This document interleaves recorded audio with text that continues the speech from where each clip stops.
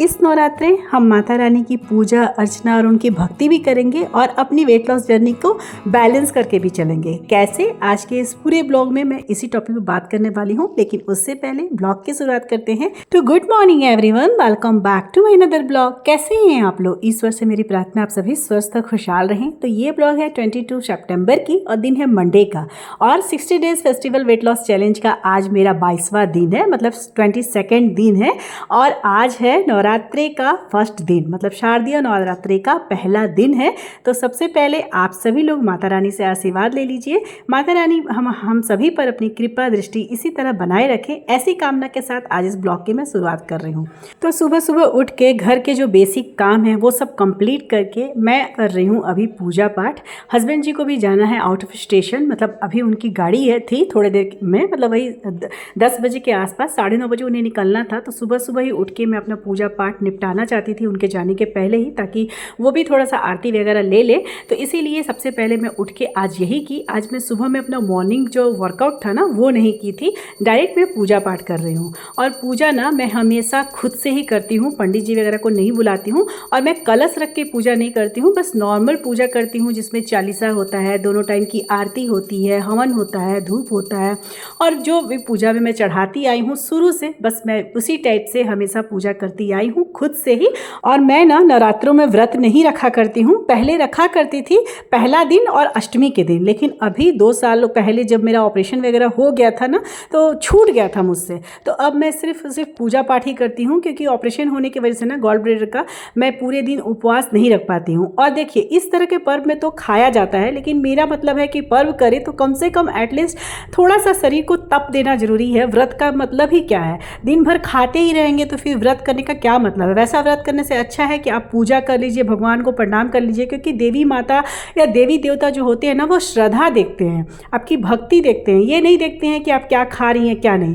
तो कई लोग व्रत तो रखते हैं लेकिन पूरे दिन ही खाते रहते हैं, तो उस तरह का व्रत नहीं है। व्रत का मतलब होता है कि आप ज़्यादा से ज़्यादा एक टाइम खाएं, फल खाएं, तो वो ऐसा व्रत थोड़ा सही होता है। और चूंकि ऐसा व्रत मैं नहीं रख पाती हूँ ऑपरेशन की वजह से, तो मैं बस अब केवल पूजा ही करती हूँ घर पे। तो घर में पूजा पाठ करने के बाद मेरे जब हस्बैंड जी चले गए, तो मैं अपनी बेटी के साथ आ गई हूँ यहाँ माता रानी के मंदिर। ब्लॉगिंग कर रहे वायरल कर दीजिएगा तो घर का पेड़ा बना है, व्रत वगैरह में चलेगा। 8 बजे आने वाला मस्ती का जमाना है, समझे? लड्डू पेड़ा में क्या लेंगे? पेड़ा में व्रत वगैरह में भी खा सकते हैं। हाँ, मंदिर में ना एक प्रसाद का शॉप है, और आप लोग से भैया कुछ बोलना चाहते थे, इसलिए मैं अपनी वॉइस को वहाँ बंद कर दी थी। तो जब मैं अपनी बेटी को बोली ना कि वीडियो बना लेना बेटा थोड़ा सा मंदिर का भी, तो यहाँ पर भी वो वीडियो बना रही थी, तो वो देख के समझ गए। तो वो बोले कि ब्लॉगिंग हो रहा है क्या? तो मैं बोली कि हाँ। तो वो बोल रहे थे कि थोड़ा मेरे शॉप को भी वायरल कर दीजिएगा, आजकल इसी का ज़माना है। इनके यहाँ जो प्रसाद जो बनता है ना, वो सब व्रत में भी खाए जाते हैं। वो यही सब बोल रहे थे, मैं एक बार रिपीट कर दी, पता नहीं आप लोग को ठीक से सुनाई दिया होगा कि नहीं। तो वो यही सब बोल रहे थे। और ये माता का मंदिर ना बहुत सालों पुराना है, शायद मेरा उस समय जन्म भी नहीं हुआ था, मतलब उससे भी पहले का है। मतलब मेरी मम्मी, नानी, दादी लोग सबको यहाँ आके पहले पूजा करती थी। घर से मेरे थोड़ी सी दूर है, गाड़ी से आना पड़ता है, ऐसा नहीं कि पैदल आ सकते हैं, दूर पड़ता है घर से। लेकिन हाँ, ये माता का रानी का मंदिर ना बहुत ही ज़्यादा पुराना है और बहुत मन्नत वाला है। मतलब यहाँ ना मनोकामना पूर्ण होती है, इतना अच्छा ये मंदिर है। और मैं पहले ना हस्बैंड जी के साथ भी हमेशा हर साल हम लोग अपने एनिवर्सरी में यहीं आते हैं पूजा करने के लिए, लेकिन इस बार कोलकाता चले गए थे। माँ का ध्यान करें, तो हर बार तो नवरात्र के फर्स्ट दिन मैं मंदिर नहीं आती हूँ, मैं घर पे ही पूजा करती हूँ। लेकिन हाँ, इस बार मेरी बेटी की ना स्कूल बंद थे, मतलब हमेशा नवरात्र के पहला दिन उसकी छुट्टी नहीं रहती है, लेकिन अभी चूँकि एग्जामिनेशन चल रहे हैं हाफ ईयरली, तो उसके पेपर ख़त्म हो गए हैं, लेकिन सीनियर्स बच्चों के पेपर अभी थे, तो आज उसी की वजह से ना उसकी छुट्टी थी। तो इसी वजह से मेरी बेटी थी और उसका भी बहुत मन था, और मेरा तो खैर मन था ही, लेकिन हस्बैंड जी को निकलना था, इसलिए वो तो नहीं आ पाए। लेकिन हम लोग दोनों माँ बेटी यहाँ आ गए थे पूजा करने के लिए। तो देखिए यही है हमारा शीतली मैया का मंदिर। हमारा इसलिए कि हमारे दिल के करीब है ये मंदिर भी और यहाँ की माता रानी भी। हालांकि माता रानी तो सभी जगह की एक ही होती है, लेकिन हाँ यहाँ बचपन से आए हैं ना, तो यहाँ आने के बाद ना देखिए मैं बोलते बोलते वॉइस ओवर मेरे आंखों में पानी आ गया। तो चूँकि यहाँ बचपन से आए हैं ना, तो यहाँ पे लगता है ना कि जैसे अपना ही घर है, अपना ही मतलब दरवाज़ा है और वहाँ माता रानी हमें बुला रही है। तो बहुत अच्छा लगता है, बहुत ही दिल को सुकून आता है। इस मंदिर के साथ ना मेरी बचपन की यादें जुड़ी हुई हैं, इसलिए यहाँ आके ना मैं थोड़ी भावुक हो जाती हूँ।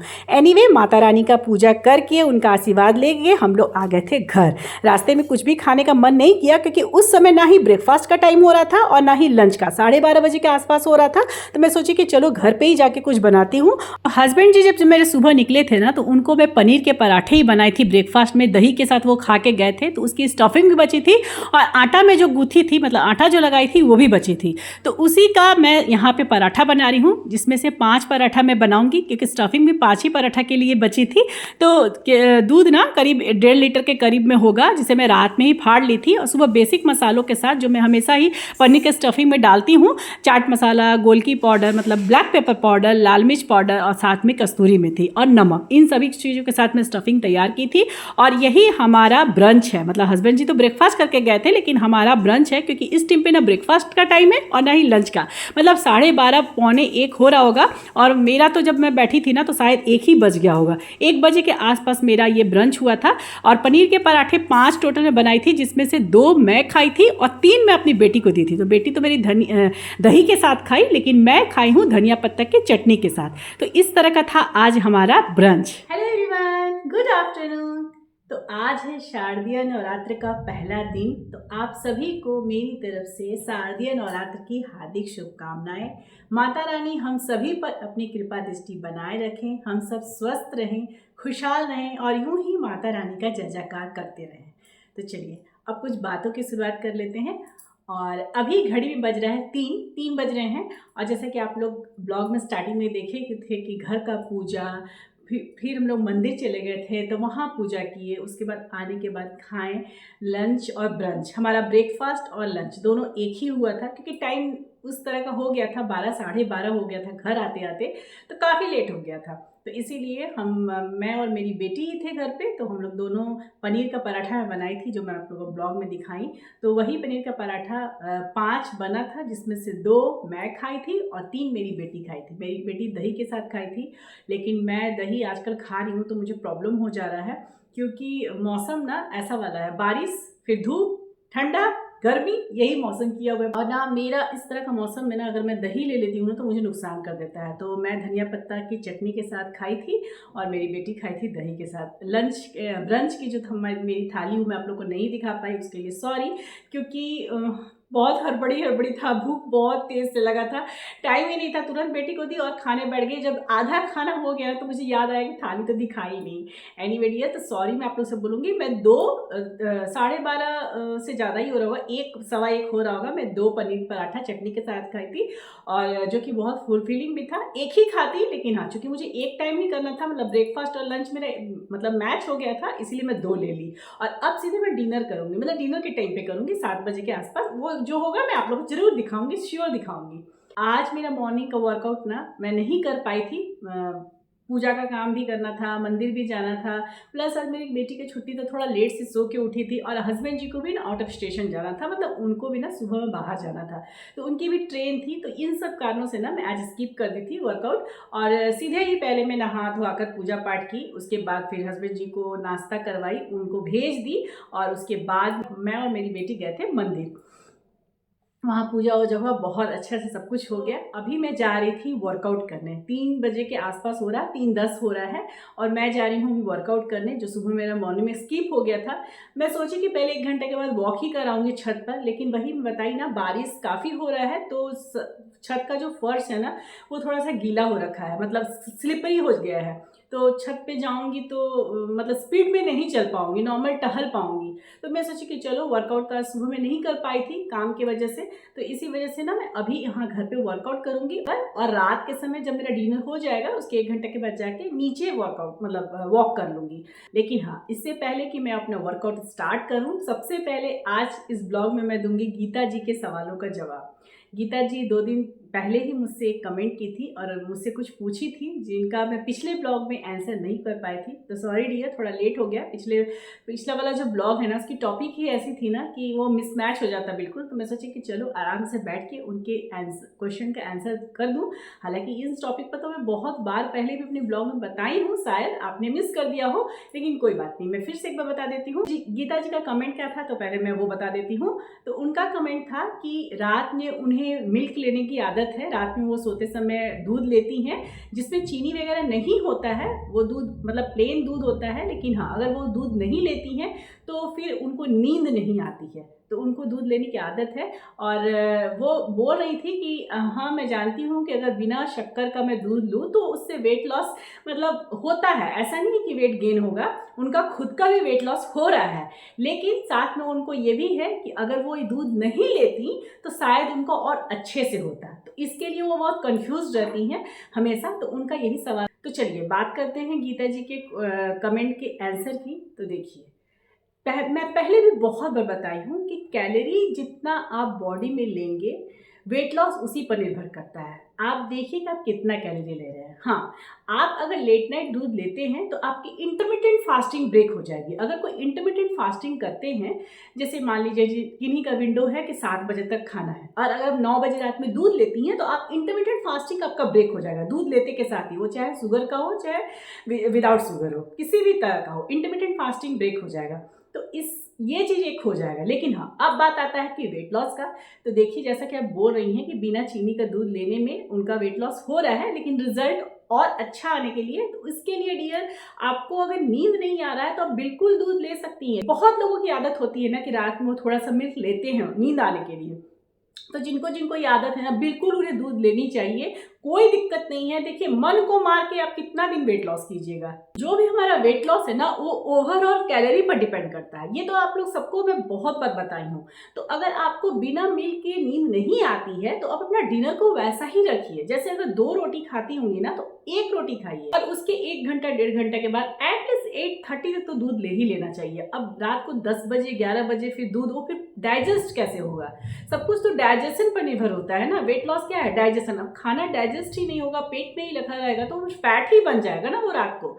इसीलिए बहुत लेट नाइट दूध नहीं लीजिए, जल्दी ले लीजिए और दूध की क्वांटिटी भी कम रखिए और डिनर की क्वांटिटी, मतलब आप कैलोरी पर ध्यान दीजिए कि सुबह से लेकर रात तक में कितनी कैलोरी ले रही है। तो आई होप गीता जी आप मेरे जो आंसर था उससे सेटिस्फाई हो गई होंगी। और आप सभी से, मैं गीता जी के साथ आप सभी से भी यही बोलना चाहती हूँ कि देखिए, बहुत ऐसा टाइम होता है जब हम इंटरमिटेंट फास्टिंग फॉलो नहीं कर पाते हैं। कुछ लोग तो इंटरमिटेंट फास्टिंग कर ही नहीं कर सकते हैं फॉलो, क्योंकि उनकी रूटीन ऐसी है, उनकी जॉब ऐसी है, उनका टाइम टेबल होता है कि ऐसा होता है नहीं कि वो इंटरमिटेंट फास्टिंग नहीं फॉलो कर पाते हैं। अभी पूजा का टाइम है तो मैं भी इंटरमिटेंट फास्टिंग फॉलो नहीं कर पा रही हूँ, क्योंकि ना ही ब्रेकफास्ट का टाइम कुछ हो रहा है, ना डिनर का टाइम कुछ हो रहा है, और ये पूरे 10 दिन ऐसे ही चलने वाले हैं। मैं फास्टिंग नहीं करती हूँ व्रत में, लेकिन हाँ, पूजा पाठ करते सुबह भी लेट हो जाता है। अगर पूजा का भी जैसे सप्तमी के बाद मेला वगैरह लगेगा तो वहाँ जाऊँगी, तो जाहिर सी बात है इंटरमिटेंट फास्टिंग नहीं हो पाएगा। तो हमें ये ध्यान रखना है ना कि भले ही हमारा इंटरमिटेंट फास्टिंग में हम नहीं कर पा रहे हैं, या 12 घंटा का तो एटलीस्ट करते हैं ना, रात में 8 बजे 9 बजे या 10 बजे के बाद भी हम खाना छोड़ते हैं और अगला दिन हम 10 बजे 11 बजे पूजा करके बाद खाते हैं, तो हमारा फिर भी 11-12 घंटे का इंटरमिटेंट फास्टिंग हो रहा है। लेकिन हाँ, वो जो स्लॉट होता है ना, उस स्लॉट को अगर हम ऊपर नीचे कर भी लेते हैं ना, तो उससे बहुत ज़्यादा फर्क नहीं पड़ेगा। हालांकि इंटरमिटेंट फास्टिंग अगर आप कर पा रहे हैं तो बहुत अच्छा, लेकिन अगर नहीं भी कर पा रहे हैं ना, तो आप ओवरऑल कैलोरी पर अपना ध्यान दीजिएगा, वो मायने रखता है। हम इंटरमिटेंट फास्टिंग करें, मान लीजिए सपोज कीजिए कि मैं 16:8 इंटरमिटेंट फास्टिंग करे, या हम में से कोई करे, और हम कैलोरी ही 8 घंटे में बहुत ओवर ले ले, तो उसका कोई मतलब नहीं है। लेकिन अगर रात में हम 8 बजे 9 बजे 1 कप दूध पी ही लेते हैं, या कुछ खा ही लेते हैं, ड्राई फ्रूट नट्स, यहाँ मैं कुछ खाने से मतलब पैकेट वाले चिप्स का बात नहीं कर रही हूँ, तो कुछ भी हेल्दी अगर खा ही लेते हैं, हमें भूख लग जाती है, तो वो मायने नहीं रखता है। बस मायने ये रखता है कि आप दिन में कितना खा ली हैं, ऑलरेडी कितना कैलोरी आपके पेट में चला गया है। तो अगर किसी कारण से हमारा टाइमिंग कभी ऊपर नीचे हो ही जाता है, लेकिन हाँ, अगर हम अपनी कैलोरी पर ध्यान देते हैं, जो हम दिन भर खाते हैं उसको बैलेंस बना के रखते हैं, वो अगर हमारा ज़्यादा नहीं है ना, तो ऐसा नहीं है कि आप रात में 8 बजे 9 बजे कुछ खाएंगी तो आपको उससे वेट गेन होगा। अभी जैसे कि मैं थोड़ी देर बताई, जैसे अभी मैं मेला जाऊंगी जिस दिन, तो उस दिन मेरे पूरे दिन का डाइट और नॉर्मल डाइट, इन दोनों में अंतर होगा। अगर देखा जाए तो मैं सुबह से आज क्या खाई हूँ, एक टाइम का ही मील ली हूँ पूरे दिन। 2 पराठा खाई थी, लेकिन हाँ एक टाइम का ली। अगर वही मुझे 2 टाइम खाना रहता तो मैं शायद 2 पराठा एक साथ नहीं खाती, मैं उससे बांट लेती, ब्रेकफास्ट में एक और लंच में एक, इस तरह से बैलेंस बना। हाँ, पराठे के साथ साथ मैं 1 कप चाय भी पी थी, प्रसाद के रूप में एक बनाना खाई थी, एक मीठा कलाकंद जो देवी माता को चढ़ाई थी ना, तो वो प्रसाद भी खाई थी। तो वो सब भी तो कैलोरी में ही नहीं गिन रहा है, कैलोरी में ही जा रहा है।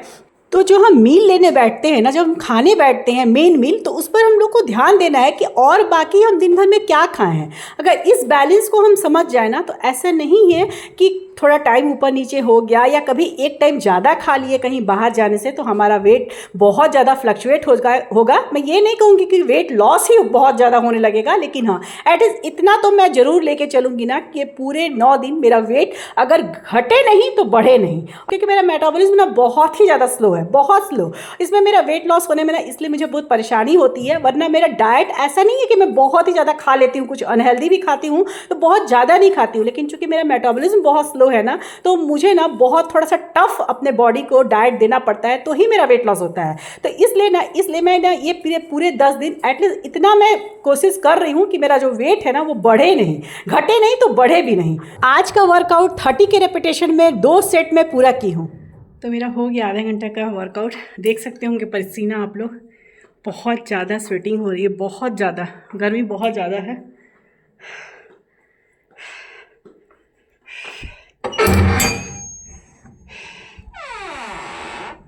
बालकनी में आ गई है, बालकनी का मौसम देखिए, बारिश हो रहा है, पूरा बारिश हो रहा है। तो अभी ग्रीन टी मैं नहीं पी हूँ, अब भी जाऊँगी ग्रीन टी बना लूँगी। मैं पहले ना मैं सोची कि ग्रीन टी बना के पी लूँ, फिर सोची लेट हो जाएगा, फिर किसी का कॉल आ जाएगा या कुछ काम आ जाएगा, फिर बेटी आ जाएगी तो वो कुछ बोलने लगती है ट्यूशन का बाद, तो इसीलिए मैं सोची ना कि पहले वर्कआउट फिनिश कर लेती हूँ, वो बहुत ज़्यादा ज़रूरी था। फिर नहीं करती ना तो आलस होने लगता है, फिर टालते जाने का मन करता है और फिर ना आज नहीं होता है, स्किप हो जाता है। वैसे भी मैं ना वीक में सिर्फ 5 दिन ही करती हूँ, मंडे टू फ्राइडे आप लोग को पता ही होगा, और सैटरडे को करती हूँ, लेकिन हाँ एक्सरसाइज वगैरह नहीं करती हूँ, बस थोड़ा सा प्राणायाम वगैरह कर लेती हूँ, मतलब रूटीन का होता है ना थोड़ा सा, बस वही करती हूँ, एक्सरसाइज वगैरह नहीं करती हूँ। वो बेड पर भी बैठ के अनुलोम विलोम कपालभाति ये सब कर लेती, तो आज नहीं करती तो फिर वो स्किप हो जाता है। तो मैं सोची कि नहीं, आज वर्कआउट करना ज़रूरी था, तो इसीलिए मैं कर दी। अब जा रही हूँ सीधे ग्रीन टी बनाऊँगी, ग्रीन टी बना के पीऊँगी। 5 बज रहा होगा, बेटी भी आ जाएगी, मुझे तो लगता है या तो पहुँच रही होगी या फिर ग्रीन टी बनाते बनाते तो पक्का आ जाएगी। तो चलते हैं ग्रीन टी बना के पीने, और फिर आप लोग से मिलते हैं डिनर के टाइम पे कि मैं आज क्या डिनर में ले रही हूँ अपने। तो जैसा कि मैं आप लोग को बताई थी कि आज जब मैं पनीर का पराठा हस्बैंड जी के बनाई थी तो वही स्टफिंग बच गई थी, जिससे मैं अपना और अपनी बेटी के लिए ब्रंच बनाई। तो मैं सोची थी कि 5 पराठा बनाऊंगी और 5 में भर दूंगी, लेकिन 1 पराठा बनने भरना और स्टफिंग बच गई, आटा नहीं था, तो वो मैं रख दी थी फ्रिज में। और यहाँ देखिए कल का ना 2 ब्रेड बचा था, मतलब कल का नहीं, उससे भी एक दिन पहले का, और 2 ही ब्रेड था। तो मेरी बेटी का तो इससे डिनर नहीं होगा, लेकिन मेरा डिनर आराम से हो जाएगा। तो वही मैं 1 पराठा भर जो स्टफिंग बची थी, 2 ब्राउन ब्रेड को तवे पर सेक रही हूँ। और ये मेरा डिनर का टाइम है। इस टाइम पे मतलब आरती वारती शाम का हो गया है, 7 बजे के आसपास हो रहा है, और मैं अपने लिए बना रही हूँ डिनर। और उसके बाद बेटी को 1-1.5 घंटे के बाद जो वो बोलेगी मैं बना दूंगी। और मेरे डिनर में मैं बस स्टफिंग करूंगी अपने पनीर का ब्रेड में, और साथ में मैं खीरा टमाटर लगा दूंगी, और ये रहेगा मेरा आज का डिनर। उसके बाद फिर मैं रात में, मुझे दूध की नीड नहीं होती है। अगर मुझे दूध लेना रहता है तो फिर मैं ये सब चीज़ नहीं खाती हूँ। अगर मैं दूध लेती हूँ तो फिर दूध लेती हूँ, और दूध मैं सिर्फ इसलिए तब लेती हूँ जब मेरा लंच थोड़ा हैवी होता है। इस तरह से मैं बैलेंस बना के चलती हूँ। तो आप लोग भी भले ही, जैसे देखिए अभी सबके घर में पूजा पाठ हो रहे होंगे, तो इस तरह की स्थिति में ना, जब आप लोग इंटरमिटेंट फास्टिंग फॉलो नहीं कर पा रहे हैं, अपने डाइट को और अपने जो मील है उन मील को समय नहीं सही से दे पा रहे हैं, ऊपर नीचे टाइम हो जा रहा है, तो एटलीस्ट आप लोग को इतना ध्यान रखना है ना कि पूरे दिन का मील, चाहे टाइम कुछ भी हो, बस आप लोग उसको कैलोरी को बैलेंस बना के रखें। और वर्कआउट भी अगर टाइम से नहीं हो पा रहा है तो पूरे दिन में जब टाइम मिलता है वर्कआउट कर लिया कीजिए। लीजिए। तो अगर आप अपने डाइट को और अपने वर्कआउट को इस तरह से बैलेंस बना के चलेंगे ना, तो जरूर से जरूर आपका वेट लॉस होगा। जिनका मेटाबॉलिज्म बहुत फास्ट होगा उनका तो डेफिनेटली होगा, इतना नहीं होगा। लेकिन चूंकि मुझे थायराइड के भी इशू है और मेरा मेटाबॉलिज्म भी बहुत स्लो है, जैसा कि मैं बताई थी, इसलिए मुझे थोड़ी परेशानी होती है। जब समय ऊपर नीचे हो जाता है ना, मैं टाइम नहीं फॉलो कर पाती हूँ ना, तो मेरे साथ थोड़ा प्रॉब्लम हो जाता है। एनीवे, इस फेस्टिव सीजन में बस इतना बात का जरूर ध्यान रखूंगी कि भले ही टाइमिंग ऊपर नीचे होने की वजह से, वर्कआउट ऊपर नीचे टाइमिंग होने की वजह से, या किसी दिन स्किप करने की वजह से मैं अपना प्रॉपर डाइट या वर्कआउट भले ही नहीं कर पा रही हूँ सही तरीके से, लेकिन हाँ, मैं बैलेंस बना के बिल्कुल चलूंगी ताकि जो मेरा वेट है वो गेन ना हो। और जब फेस्टिवल चले जाए, खत्म हो जाए जब हमारा फेस्टिवल का पूरा मंथ, तो हम अच्छे से फिर से डेडिकेशन के साथ अपना वेट लॉस जर्नी को आगे बढ़ाएं, ना कि हम फिर से स्टार्ट हमें करना पड़े। आज के इस ब्लॉग को यहीं अंत करती हूँ। ब्लॉग अच्छा लगे, हेल्पफुल हो तो एक लाइक जरूर कर दीजिएगा। मिलूंगी फिर नेक्स्ट ब्लॉग में, तब तक के लिए बाय बाय, टेक केयर, जय माता दी।